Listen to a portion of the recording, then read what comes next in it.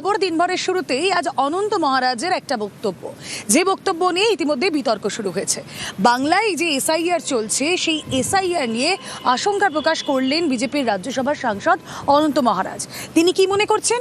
তিনি মনে করছেন যে তালিকায় যদি নাম না থাকে তাহলেই ডিটেনশন ক্যাম্প, এমনকি সরকারি যে সমস্ত সুযোগ সুবিধা তাও পাওয়া যাবে না।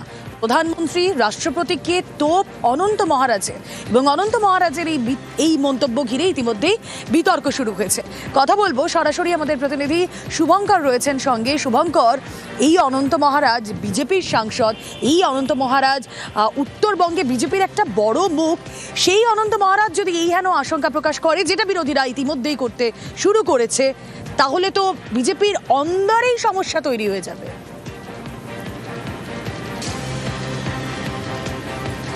হ্যাঁ দেখো, একেবারেই তোমাকে জানিয়ে রাখি যে কোচবিহার তথা উত্তরবঙ্গে বিজেপির একটি বড় ভোট ব্যাংক যে রয়েছে তা কিন্তু এই অনন্ত মহারাজের হাতেই রয়েছে, যার জন্যই কিন্তু বিজেপি অনন্ত মহারাজকে রাজ্যসভার সাংসদ করে পাঠিয়েছে। কিন্তু সেই অনন্ত মহারাজকেই দেখা গেল গতকাল দিনহাটার সিতাইতে তার সংগঠনের কর্মীদের নিয়ে একটি সভা করছিলেন। সেই সভায় বক্তব্য রাখতে গিয়ে এসআইআর নিয়ে আশঙ্কা প্রকাশ করেন। তিনি যেটা জানিয়েছেন, এসআইআর নাম যদি না থাকে তাহলে কিন্তু কেন্দ্রের যে গৃহমন্ত্রী আছে, স্বরাষ্ট্রমন্ত্রী অমিত শাহ, তিনি একটি ডিটেনশন ক্যাম্প তৈরি করবেন। সেই ক্যাম্পে এসআইআর নাম থাকা বাসিন্দাদের ঢুকিয়ে দেওয়া হবে। সরকারের যে সমস্ত সুযোগ সুবিধা পাওয়া যায় সেগুলো পাওয়া যাবে না। এই যে বিষয়গুলো, অর্থাৎ বাসিন্দাদের, এই যে কোচবিহার তা উত্তরবঙ্গের যারা রাজবংশী মানুষ আছে, সাধারণ মানুষ আছে, তারা কিন্তু একটা বড় বিপদে পড়বেন, এই আশঙ্কায় প্রকাশ করেছেন তিনি। পাশাপাশি প্রধানমন্ত্রী এবং রাষ্ট্রপতিকে বিরুদ্ধেও তোপ দেখেছেন। বিজেপির রাজ্যসভার সাংসদ অনন্ত মহারাজ, যার ভোট ব্যাংকের ওপরে উত্তরবঙ্গের বড় ভরসা বিজেপির, সেই অনন্ত মহারাজের এই হেন বক্তব্য ঘিরে কিন্তু ইতিমধ্যেই শোরগোল পড়ে গিয়েছে বিজেপির অন্দরমহলে। গোটা বিষয়টি নিয়ে যথেষ্টই অস্বস্তিতে বিজেপির নেতৃত্ব। এখনো পর্যন্ত বিজেপির জেলা নেতৃত্বের সঙ্গে আমরা যোগাযোগ করেছিলাম। অনন্ত মহারাজের এই বক্তব্য নিয়ে তারা কিছু জানাতে চাননি। ফলে বলা যায়, বেশ, দেখা যাক অনন্ত মহারাজের এই বক্তব্য ঘিরে জেলা নেতৃত্বের উত্তরই বা কি থাকে। শুনি আগে অনন্ত মহারাজ ঠিক কি বলেছেন। যদি এতে কোনো ভোটার লিস্টের নাম না আসে, তোমার ব্যাংক ট্যাঙ্ক সব ফ্রিজ হয়ে যাবে, কোনো সুবিধা পাবেন না। গৃহমন্ত্রী কইছে ডিটেনশন ক্যাম্প বানাবে, অর্গানাইজারদের নাম উঠে নেই ওদের রাখবে, তারপর প্রমাণ করবে তোমরা কোন দেশি না এই ঢাকার দেশি। আরে আপনাদের ঢাকার মানুষ এই প্রমাণটা কাজ করবে? যেগুলার হাতত খাতা কলম, ওলে তো বাংলাদেশি, ওলে তো পাকিস্তানি, ওলে মানুষ পাকিস্তান থেকে যাচ্ছে। ভারতবর্ষের রাষ্ট্রপতি পাকিস্তানি বাংলাদেশি, প্রধানমন্ত্রী বাংলাদেশি পাকিস্তানি, রাজ্যপাল পাকিস্তানি বাংলাদেশি, পুলিশ প্রশাসনের প্রায় মানুষই বাংলাদেশি, লিডারগুলো সব বাংলাদেশি। তাহলে আমার প্রমাণপত্রটা কাজ দেখবে? সংবিধানে খোয়া আছে, ওই সংবিধানের চেয়ারটা কাজ বসবে। অনন্ত মহারাজের বক্তব্য নিয়ে ইতিমধ্যে বিজেপিতে অস্বস্তি শুরু হয়ে গিয়েছে। তবে শ্রমিক ভট্টাচার্য তিনি বলছেন, উনি কি বলেছেন, মানে অনন্ত মহারাজ কি বলেছেন জানা নেই। উনি কি বলেছেন আমার জানা নেই, আমি বিষয়ে মন্তব্য করতে চাই না। এসআইআর এর সঙ্গে ডিটেনশন ক্যাম্পের কোথাও কোনো সম্পর্ক নেই। বাংলাদেশি কিংবা পাকিস্তানি বলা অনন্ত মহারাজ বলেছেন? কাকে বলছেন? প্রধানমন্ত্রী কিংবা রাষ্ট্রপতি পাকিস্তানি? আমি একটু শুনিনি কোনোদিন বলেছেন বলে, আমার জানা নেই। আর এদিকে তৃণমূল কি বলছে? নিজেদের পাল্টা দিচ্ছে তৃণমূল এভাবে যে নিজেদের এই যে 3D ফর্মুলা, বিজেপির এই যে 3D ফর্মুলা, তাতেই ভয়। কি বলছেন অরূপ চক্রবর্তী, শুনুন। বিজেপি নেতারাই 3D এই থিওরি মার্কেটে নামিয়েছেন। 3D অর্থাৎ ডিটেক্ট করেছেন নাকি ওনারা এফআইআর করে যাদের নাম হিয়ারিং এ দেখেছেন তাদেরকে ডিটেক্ট করেছেন, এরপর ডিটেনশন, তাদেরকে ডিটেনশন ক্যাম্পে পাঠানো হবে এবং ফাইনালি ডিপোর্ট অর্থাৎ বাংলাদেশে পাঠানো হবে। কে করেছেন? বিজেপির নেতা শ্রমিক ভট্টাচার্য, সুকান্ত মজুমদার, শুভেন্দু অধিকারীরা। আর আজকে যখন অনন্ত মহারাজ বলছেন যে তাকে ডিটেনশন সেন্টার যেতে হতে পারে, তখন বোঝা যায় যে আসলে বিজেপির চরিত্রটা কি এবং বিজেপি আসলে কি চায়। আসামে 19.5 লাখ মানুষের নাম এনআরসির তালিকায় বাদ দিয়েছিল, তার মধ্যে 12.5 লাখ হিন্দু বাঙালি ছিল। যত মানুষের নাম 58 লাখের তালিকা দেখা গেছে, তার মধ্যে দেখা যাচ্ছে অধিকাংশ হিন্দু বাঙালির নাম। গাজর ঝুলিয়ে রেখে বাঙালিকে ঘুরপাক খাওয়ানো হয়েছে, হয়রানি করা হয়েছে। বারাসাতের তৃণমূল সাংসদ কাকলি ঘোষ দস্তিদার, তার পরিবারের 4 জনকে ডাকা হয়েছে এসআইআর এর হিয়ারিং এ। কি ভাবছেন তালিকায় নাম ছিল না? না না, তালিকায় নাম ছিল, তা সত্ত্বেও ডাক পেয়েছেন তারা, আর এই নিয়েই সরব সাংসদ।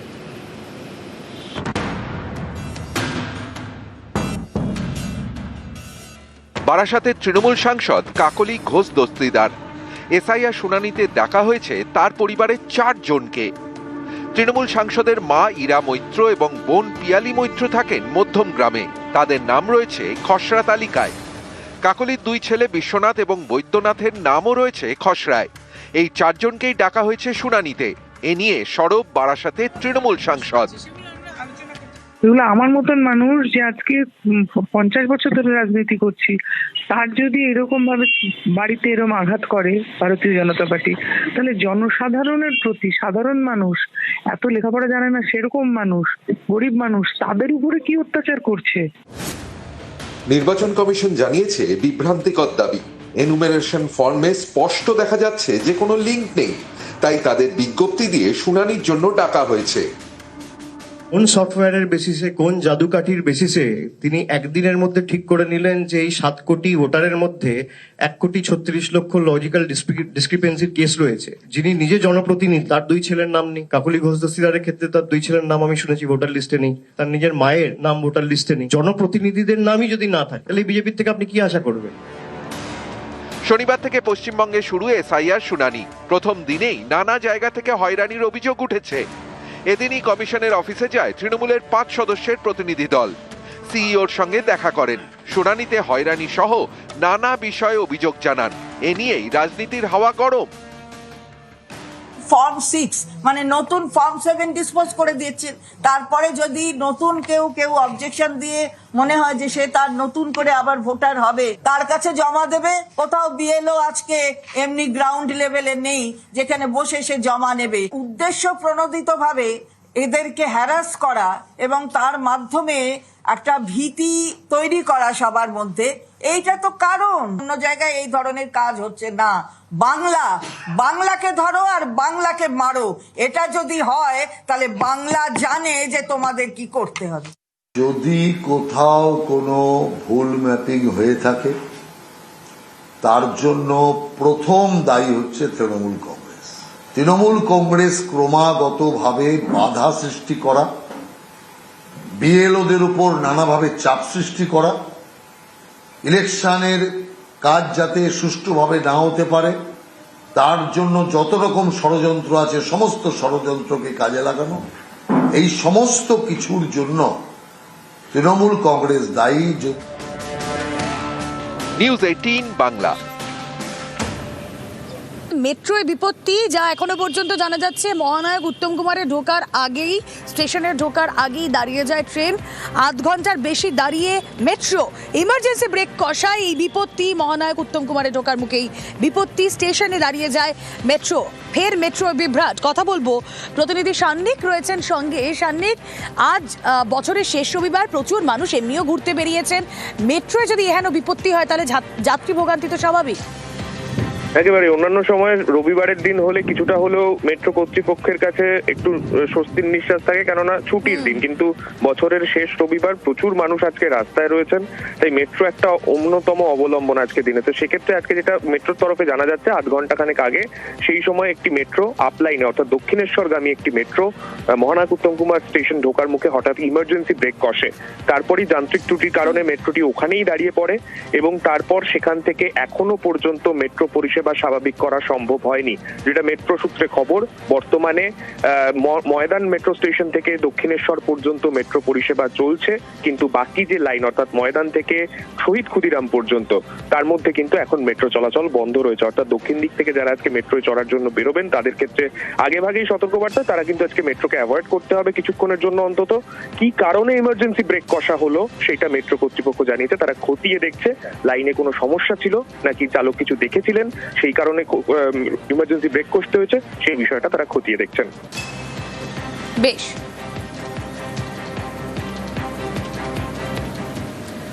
খবর দিনভরের সময় হয়েছে একটা ছোট্ট বিরতি, কিন্তু বিরতির পর দেখাবো এক বাবার কর্তব্য, দেখাবো এক বিএলওর লক্ষ্যে অবিচল থাকা।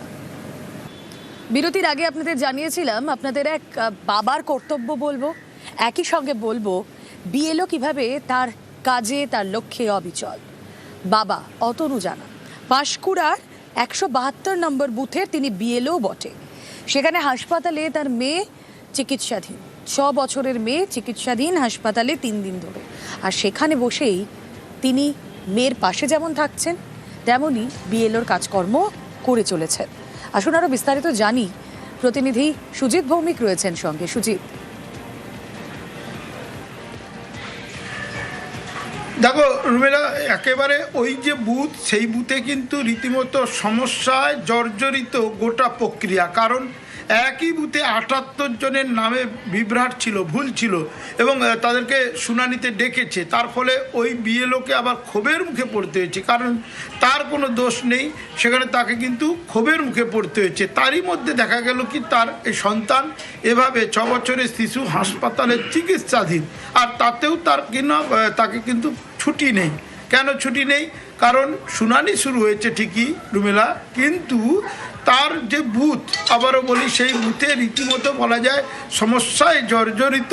যেটা বললে কম বলা হয় সেটাই হচ্ছে। একটাই বুথে 78 জনের নামে বিভ্রাট, সেটা সামনে এসেছিল।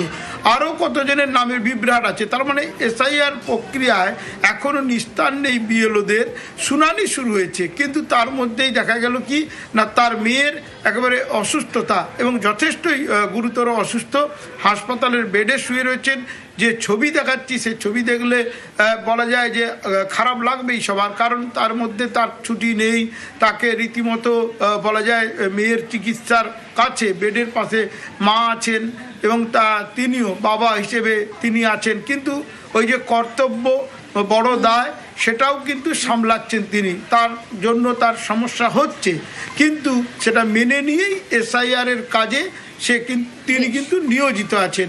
এভাবেই তিনি করছেন এবং সমস্যায় পড়ছেন। তিনি বলছেন যে ভিন রাজ্যের যে সহযোগী বিএলও, এই মুহূর্তে কাজটা আমাকে করতে হবে, বিকল্প কোনো রাস্তা নেই, যত কঠিন হলেও করতে হচ্ছে। কতদিন রয়েছে আপনার মেয়ে এখানে ভর্তি? 3 দিন চলছে। এখন ডাক্তারবাবুর সাথে কথা বললাম, ডাক্তারবাবু বলছে এখনো কিছুদিন রাখতে হবে, পুরোপুরি সংকটমুক্ত নয়। তো আপনাকে এখানেও কাজ করতে হচ্ছে, প্লাস পাঁশকুড়াতে গিয়েও কাজ করতে হচ্ছে। পাঁশকুড়াতে গিয়েও করতে হচ্ছে। এবার আমাদের ধরুন বাবা মায়েদের ক্ষেত্রে ফার্স্ট প্রায়োরিটি হওয়া উচিত সন্তান, কিন্তু আজকে এমন পরিস্থিতিতে পড়ে আছি যে আমাকে এখনই যদি ওখানে ফোন করে ডাকে আমাকে এক্ষুনি যেতে হবে। যদি এক্ষেত্রে নির্বাচন কমিশন সবাইকে একটা অ্যাসিস্ট্যান্ট বিএলও দেয়, তাহলে অন্তত এইসব সমস্যাগুলোর ক্ষেত্রে আমরা একটু মুক্তি পাই আর কি। প্রশাসনিকভাবে আমরা সবসময় প্রত্যেক বিএলওদের পাশে আছি। যে কোনো সুবিধা অসুবিধায় আমরা সবসময় ওদের পাশে দাঁড়িয়ে ওদেরকে সেই সাপোর্টটা দিচ্ছি। এই ধরনের ইস্যু যদি কারো থেকে থাকে, আমার নলেজে আসলে আমি চেষ্টা করবো একদম ব্যক্তিগতভাবে তার পাশে থেকে, তার যাতে এই সমস্যাটা কোনো কাজের ক্ষেত্রে বিঘ্ন না ঘটায় সেটা ইনশিওর করা। পশ্চিমবঙ্গে ইতিমধ্যেই শুরু হয়ে গিয়েছে এসআইআর এর হিয়ারিং। জেলার বিভিন্ন জায়গায় শুনানি কেন্দ্রগুলোতে সকাল থেকে লম্বা লাইন, বাদ যাচ্ছেন না বয়স্করাও। কাটোয়ায় এক শুনানি কেন্দ্রে লম্বা লাইনে দাঁড়িয়ে 88 বছরের বৃদ্ধ।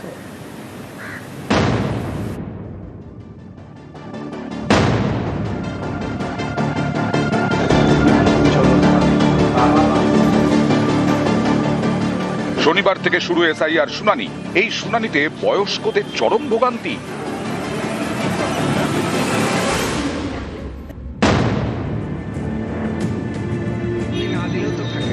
ইনি বিমলাচরণ পাঠক, বয়স 88, হুইল চেয়ারে বসে হাজির হয়েছেন শুনানিতে। পূর্ব বর্ধমানের কাটোয়ার মহকুমা শাসকের অফিসে। অশক্ত শরীরে দীর্ঘ অপেক্ষা, এর জেরে ভোগান্তি চরমে। ডিফেন্সের লোক আমি, কারণ আমার নামটা মধ্যেখানে ছিল না। আমি 63 সাল থেকে এখানে ভোট দিচ্ছি, কিন্তু 2002 নাম ছিল না। 2002 নাম ছিল কি না ছিল জানি না। এমএলএ তে ভোট দিয়েছি, যখন এমএলএ হয়েছিল তখনও ভোট দিয়েছি। কত বয়স আপনার? 88। নির্বাচন কমিশনের নিয়ম অনুযায়ী 85 বা বেশি বয়সীদের শুনানিতে যেতে হবে না, তার বাড়িতে যাবেন কমিশনের প্রতিনিধি। অভিযোগ সেই নিয়ম কাটোয়ায় মানা হয়নি।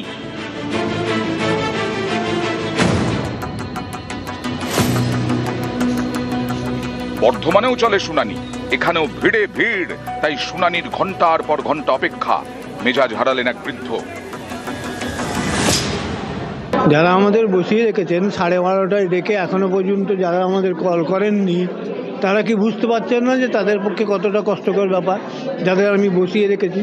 ইনি যদি এখানে নটার ব্যাচে বসে থাকেন তাহলে আমি তো 12:30টার ব্যাচে বসে আছি, কোন ছাড়? আপনি কোথা থেকে এসেছেন? বর্ধমানে? উপর থেকে এসেছি, এইমাত্র টপকালাম।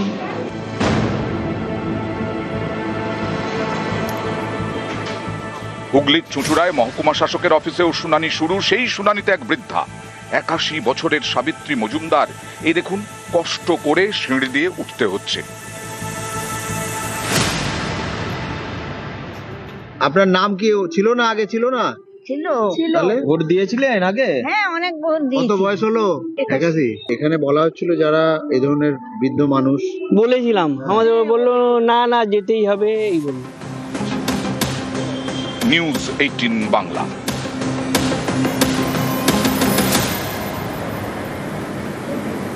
দেখুন, খুব স্বাভাবিকভাবেই এই 88 বছরের বৃদ্ধ যারা এভাবে লাইনে দাঁড়াচ্ছেন তাদের ক্ষেত্রে তো এটা হয়রানি, এবং এই হয়রানিতে আবারও তৎপর নির্বাচন কমিশন কি বলছে? 85 ঊর্ধ্ব যারা, সেই 85 ঊর্ধ্ব ভোটারদের বাড়িতেই হিয়ারিং এর নির্দেশ, শুনানি কেন্দ্রের বদলে বাড়িতেই হিয়ারিং এর নির্দেশ কমিশনের। বিস্তারিত জানাবেন সোমরাজ, রয়েছেন সঙ্গে। সোমরাজ, দেখো, গতকাল থেকে যে শুনানি পর্ব শুরু হয়েছে, সেই গতকাল থেকে শুনানি পর্ব শুরু হলেও এখনই 85 বা তার বেশি বয়স্ক ভোটারদের বাড়িতে গিয়ে শুনানি করা সম্ভব নয়, তা মেনে নিচ্ছে কমিশন। তার কারণ হিসাবে কমিশন বলছে, যেহেতু প্রত্যেকটি শুনানি কেন্দ্রে আধিকারিকদের বর্তমানে প্রয়োজন রয়েছে, কারণ তুমি দেখতে পাচ্ছ এক একটি কেন্দ্রে সর্বোচ্চ 150 থেকে বেশি রাখা হয়েছে।